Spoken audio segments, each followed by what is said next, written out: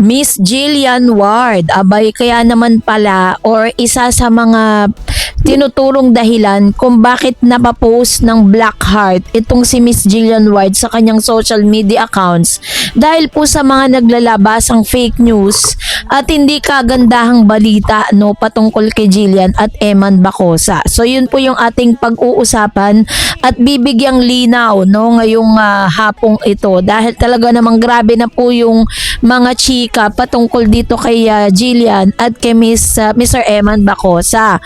But of course, bago yan, if you haven't subscribed yet to my YouTube channel, please don't forget to like, share, and subscribe at hit mo na rin ang notification bell for more showbiz updates. Bago tayo of course magpatuloy sa ating updates for today's video, nais ko pong pasalamatan kayo for always watching and trusting this channel. Thank you so much sa inyong laging panonood at palagi ang pagsubaybay sa mga updates po natin. Maraming salamat po. At ngayong araw, eto na, pag-usapan na natin So, pag-usapan po natin ang ilan sa mga kaganapan dito po kay Mr. Eman Bacosa and Miss Jillian Ward dahil mainit na pinag-uusapan po ngayon sa online ang tambalang ito. Ang daming mga netizen ang nagbibigay ng kanilang mga opinion patungkol dito. Meron pa nga pong lumabas na parang blind item na kung sinasabi ng ilang netizen na ito daw ay tumutukoy kay Jillian at kay Mr. Eman Bacosa. Tapos nadagdagan pa na parang nag-post ito pong si Miss Jillian Ward ng isang Black Heart na sinasabi nilang hindi raw maganda yung meaning, na parang may something wrong na nagaganap ngayon at parang ito po ay isang simbolo ng kalungkutan sa sitwasyon ngayon ni Miss Jillian. So una, syempre pag-usapan natin tong sinasabi nilang parang isang blind item. It was posted by Mr. Ditong Radar PH na sabing Eman Bacosa at Jillian Ward nasa blind item. Sabi dyan, meron daw po ang pinaka blind item ang nakasulat dito. Ang caption niya is na ito raw si Jillian Ward ay parang to, netizen are now thinking that Eman Bacosa is one being referred to in this blind item. It is said that the actress is using newbie actor to cover up her past issues. So dahil po dito, parang ipinagpapalagay ng ilang mga netizen that it was intended for Eman and Jillian. And ako po, naghahanap ako ng mga past issues ni Miss Jillian. Ang tangi ko lang naiisip na past issues niya, na binigyan linaw na rin po ni Miss Jillian Ward doon po sa Past Talk with Boy Abunda, kung saan ay parang kinoconnect siya sa pangalan ni Mr. Chavit Singson na ang tagal-tagal na na issue na parang sinasabi nilang sugar daddy daw di umano ni Miss Jillian Ward itong si Chavit. Nung tinanong si Mr. Chavit Singson kung kilala niya ba si Jillian personally, ay wala. Sabi ni Mr. Chavit na hindi niya pa nami-meet ever si Miss Jillian, pero may mga issues at meron na pong mga parang fake news sa lumalabas na sinasabi nila na nagkaroon yung pinaka-debut or yung pinaka parang event nitong si Miss Jillian kung saan nag-sponsor si Mr. Chavit. Ano ba yan? Kilala niyo ba si Jillian Ward? Hindi pa. Awal ng Diyos, hindi pa. Bakit kayo natichismis? Anak-anakan ba Yun nga eh. Yun nga eh. Pero, inimbita yata nila para may magpapakilala para pareho namin de-deny yung para mawala na. Kasi kung kami kanyo, nagde-deny siya parang naglulukuhan lang eh. Kaya kailangan mag-meet kami para pareho namin deny, explain everything. So hindi pa nakilala? Hindi pa nakilala. Di pa? Oo. Sana nga. Yan? Ang pinagtatakan ko lang, saan kaya galing yung mga isyong yan? Kasi number one, si Miss Jillian Ward po is bata palang artista na siya.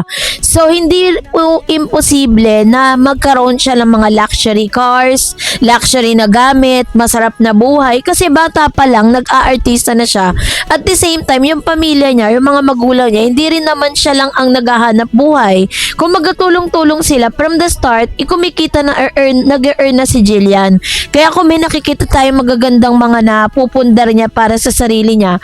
Hindi dahil may sugar daddy siya. Ano ba yan? Mga issue na yan. Kaya ako po ay hindi naniniwala na ito pong blind item na to ay intended for Mr. Eman Bacosa and Jillian Ward. Number 1, si Mr. Eman Bacosa po ang lumapit kay Jillian. Hindi po si Jillian ang lumapit kay Eman. From the start, nung inamin ni Mr. Eman Bacosa na kung bibigyan siya ng chance na pumili kung sino yung gusto niya makatrabaho sa GMA pagkatapos niyang pumirma ng kontrata sa GMA, sinabi niya si Jillian. And then after doon na po sila nagkita at nag-meet. Pero hindi po si Jillian ang naghanap at pumili kay Mr. Eman. Hindi po siya yung parang parang pinili ni Miss Jillian to para at least, diba, parang to cover up yung past issues niya. Kaya parang ang pangit lang na nahuhusgahan si Miss Jillian Ward nang wala naman talagang matinding basihan.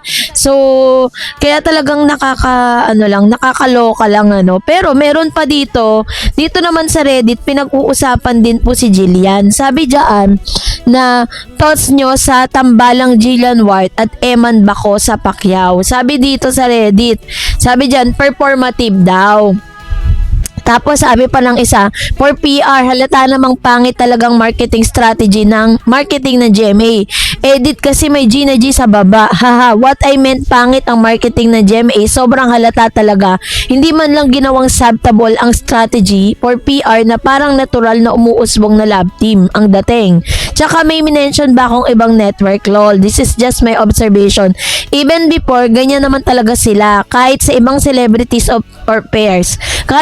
Kaya walang masyadong tumatatak sa masa even though they have potential.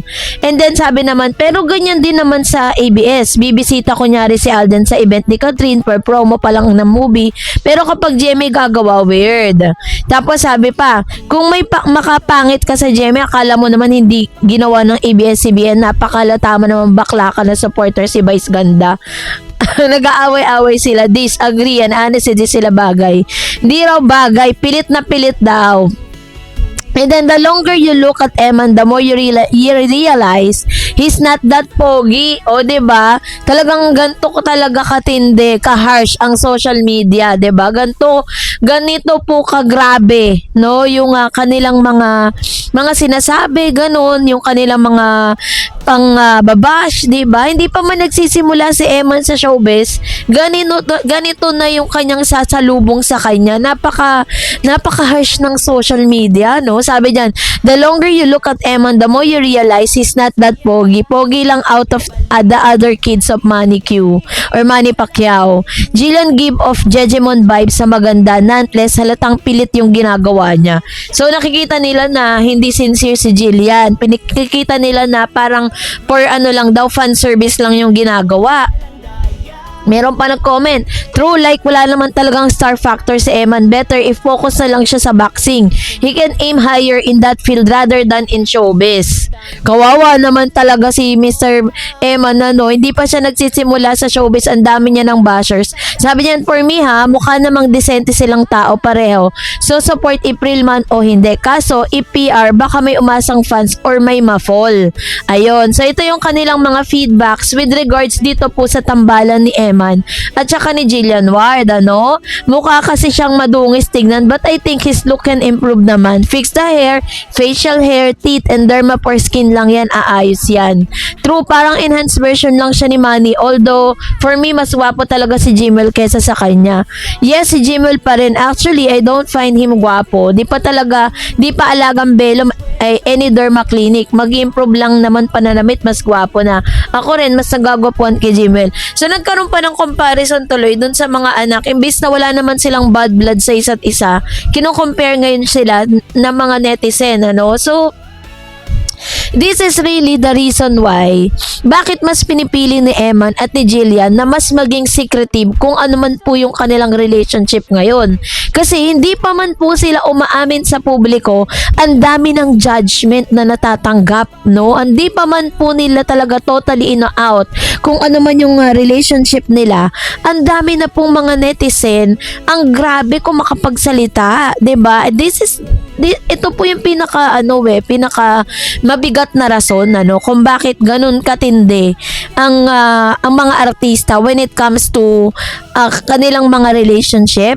Mas gusto talaga nilang i-secret because of this. Ito mismo yung pinakamalalim na rason at pinakamalalim na pwede nating paghugutan kung bakit may mga artistang mas pinipiling maging privado yung kanilang love life. Kaya ngayon, I believe na meron mga ganitong issue, pero alam pong hindi magbabago yung tinginan ni Miss Jillian and Mr. Eman Bacosa. Kasi mas maganda naman talagang magsimula sila sa friendship bago po sila mauwi sa totoong relationship. So, kayo po, anong inyong saloobin patungkol dito? Mag-comment kayo sa comment section. And that's it for today. For more videos and updates, please don't forget to like and subscribe.